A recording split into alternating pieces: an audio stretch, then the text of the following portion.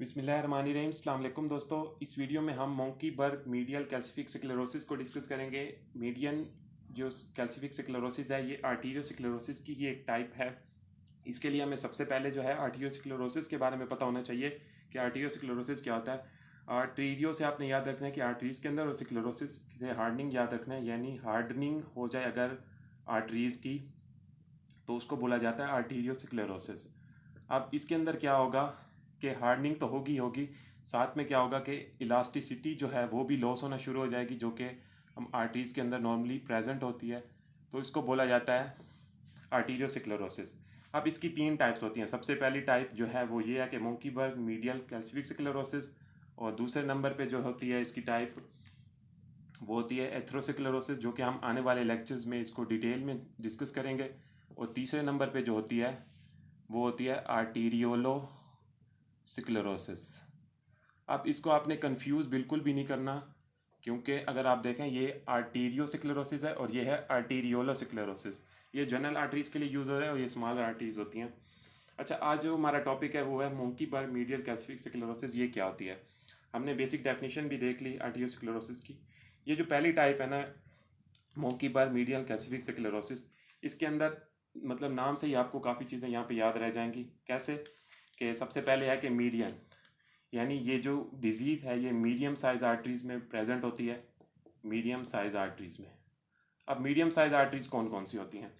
वो तमाम आर्टरीज जो कि अपर लिम्ब के अंदर मौजूद हैं, जो अपर लिम्ब की आर्टरीज हैं उसके अंदर ये मौजूद होगी। वो कौन कौन सी हैं? वो जो दो बड़ी होती हैं वो होती है, एक होती है रेडियल आर्टरी और दूसरी होती है अल्नर आर्टरी। तो इन दो में ये जो है मौजूद होगा। ये पहली बात आपने याद रखनी है। दूसरे नंबर पे ये बता रहा है कि डिजीज़ में बता रहा है कि कैल्सिफिक स्क्लेरोसिस, यानी इसके अंदर पैचेस बनेंगे स्क्लेरोसिस के। दूसरा मैं यहाँ पे एरो से शो कर देता हूँ कि पैचेस ऑफ स्क्लेरोसिस, इसके अंदर प्लाक बनेंगे, calcific plaque, calcification, patches of calcification, वो चीज़ इसके अंदर मौजूद होगी। अब ये तो दो बातें इसके नाम से हमें पता लगी। तीसरी ये है कि ये जो डिजीज़ है, मीडिया से आपने याद रखना है कि ये ट्यूनिका मीडिया की डिजीज़ है, यानी जो हमारी ब्लड वेसल्स हैं उसके अंदर जो तीन पार्ट्स होते हैं, दरमियान वाले पार्ट की ये डिजीज़ है। अब मैं अगर आपको यहाँ पे ड्रॉ करके समझाऊँ कि सबसे पहले जो है हमारे पास, ये हम यहाँ पे वेसल को स्ट्रक्चर यहाँ पे ड्रा करें अगर, तो ये जो सबसे अंदर वाली लेयर होती है हमारे पास, इसको कहते हैं tunica media, intima, sorry intima. ठीक है, ये आई मैं यहाँ से ठीक कर लेता हूँ, एक सेकंड में यहाँ से इसको रिमूव कर दूँ। Tunica intima. अच्छा, उसके बाद जो है दूसरे नंबर पे हमारे पास लेयर है, यहाँ पे डिफरेंट किस्म तरह की लेयर्स बनेंगी। ये एक लेयर नहीं होगी, ये मल्टीपल लेयर्स यहाँ पे मौजूद होंगी। इसको कहते हैं ट्यूनिका मीडिया, और ये ट्यूनिका मीडिया की ही एक डिजीज़ है। ये दो लेयर्स नहीं होंगी, ये मल्टीपल लेयर्स यहाँ पे हो सकती हैं। आप जितनी चाहें यहाँ पे ड्रा कर सकते हैं। मैं यहाँ पे आपको समझाने के लिए तीन यहाँ पे ड्रा की हैं। इसको कहते हैं ट्यूनिका मीडिया। अब ये ट्यूनिका मीडिया की ये डिजीज़ है, और जो आउटर मोस्ट लेयर यहाँ पे मौजूद होगी हमारे पास, उसको हम कहते हैं एडवेंटिशिया। तो ये होता है नॉर्मल ब्लड वेसल का स्ट्रक्चर, जिसके अंदर ये तीन लेयर्स मौजूद होती हैं। अब मोंकी बर्ग मीडियल कैल्सिफिक स्क्लेरोसिस में क्या होगा कि ये जो मीडिया है ना, इसके अंदर अमूमन होते हैं स्मूथ मसल सेल्स होते हैं। इसके अंदर ही मीडियम साइज आर्टरीज मौजूद होती हैं, उसका ये स्ट्रक्चर होता है। इलास्टिक होता है, ये इलास्टिक आर्टरीज जिसे हम कह सकते हैं, इलास्टिक टिश्यू इसके अंदर होता है। इसके अंदर होंगे पैचेस ऑफ कैल्सिफिकेशन, यानी कैल्सिफिक प्लाक बनेंगे डिफरेंट किस्म के। यहाँ पे मैं ब्लैक से शो कर रहा हूँ, इस तरह के कैल्सिफिक प्लाक बनेंगे। अब ये जो प्रोफ्यूज होंगे बहुत ज़्यादा हैवीली, मतलब ये मैंने चार ड्रा किए हैं, मैक्सिमम यहाँ पे हो सकते हैं। अब इसका एक चीज़ यहाँ पे याद रखनी है कि ये जो ल्यूमन होता है ना हमारी ब्लड वेसल्स का, उसको ये मतलब क्रॉस नहीं करेंगे, ये मीडिया तक ही रहेंगे। इसीलिए हम इसको कहते हैं, चौथे नंबर पे अगर मैं यहाँ पे लिखूँ, कि ये एक बिनाइन डिजीज़ है। आपको बिनाइन और मैलिग्नेंट का फ़र्क पता होगा। बिनाइन इतनी ज़्यादा डेंजरस नहीं होती, इसकी वजह से मोर्टेलिटी भी काफ़ी हद तक कम होती है, तो ये इतनी ज़्यादा डेंजरस नहीं है। तो ये हो गई चौथी बात इस डिजीज़ से रिलेटेड, कि ये जो कैल्सिफिक प्लाक बनेगा ये मीडिया तक ही रहेगा, ल्यूमेन तक नहीं जाएगा। इसी वजह से जो है इसको बिनाइन कंडीशन कहते हैं। अगर हम इसको कंपेयर करके याद रखेंगे एथेरोस्क्लेरोसिस के साथ, तो वो मैलिग्नेंट होती है, और वो मीडिया की बजाय एंटीमा के अंदर मौजूद होती है, जो कि हम आने वाले लेक्चर्स में डिस्कस करेंगे। और उसके अंदर कैल्सिफिक प्लाक नहीं, वो फाइब्रोफैटी प्लाक बन रहा होता है, जो हम आगे जाके देखेंगे। वो मीडियम साइज आर्टरीज में नहीं, वो इलास्टिक आर्टरीज और दूसरी आर्टरीज में हो रहा है, जो हम बड़ी आर्टरीज होती हैं। तो ये 4 बातें हो गई, क्योंकि अगर जब आप कंपेयर करके याद रखेंगे तो आपको आसानी हो जाएगी।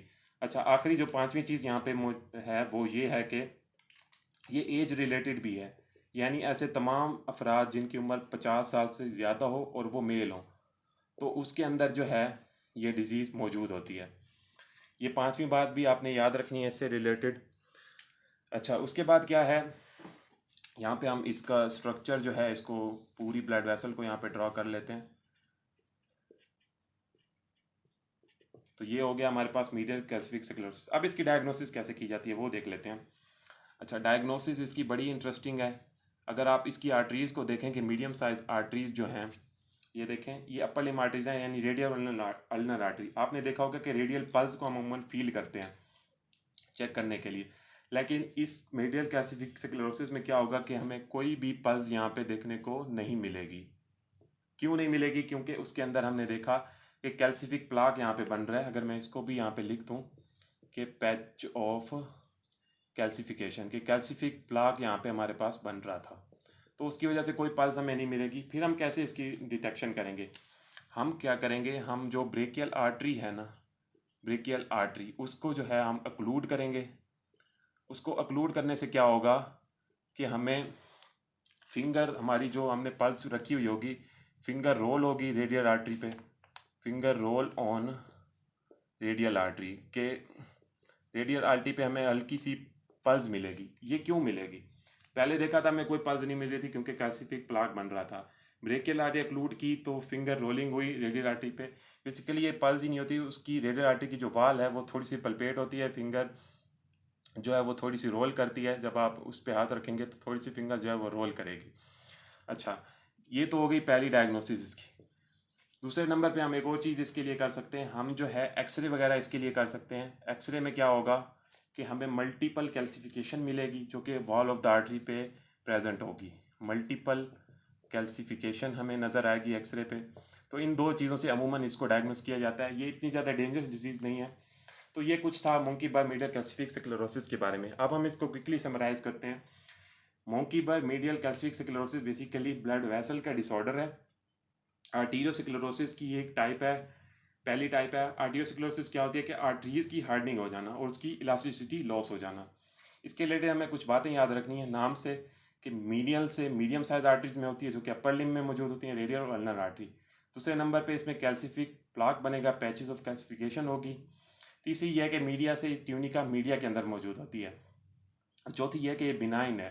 बिनाइन इसलिए है कि ये ल्यूमन को तक नहीं जाती, ये सिर्फ मीडिया तक ही रहती है, उसके अंदर ही इसका पैच बन रहा होता है।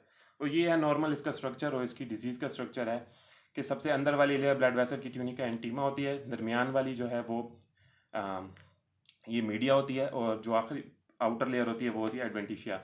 ये डिजीज़ मीडिया की है बेसिकली, ये वाला। उसके अंदर पैचेस ऑफ कैल्सिफिकेशन हो रही है और ये ल्यूमन होता है। ये नॉर्मल स्ट्रक्चर हो गया। अब इसकी डायग्नोसिस कैसे की जाती है? पल्स हमें कोई भी नहीं मिल रही होती क्योंकि पैचेस ऑफ कैल्सिफिकेशन हो रही होती है। हम ब्रेकियल आर्टरी इंक्लूड करते हैं तो फिंगर रोलिंग होती है रेडियल आर्टरी पे, थोड़ी सी पल्स हमें फील होती है। और दूसरे नंबर पे हम इसका एक्सरे कर सकते हैं पेशेंट का, और मल्टीपल कैल्सिफिकेशन हमें वहाँ पे मिलेगी along the line of the artery. तो ये कुछ था मोंकी बर मीडियल कैल्सिफिक स्क्लेरोसिस के बारे में। आई होप आपको काफ़ी हद तक ये जानने को मिला होगा। और नेक्स्ट वीडियो में हम एथरोस्क्लेरोसिस को डिस्कस करेंगे, तो आप उस वीडियो का आराम से इंतज़ार करें और चैनल को सब्सक्राइब कर लें ताकि आप कोई भी वीडियो चैनल की मिस ना कर सकें। तो मिलते हैं नेक्स्ट टॉपिक में, तब तक के लिए खुदा हाफिज़।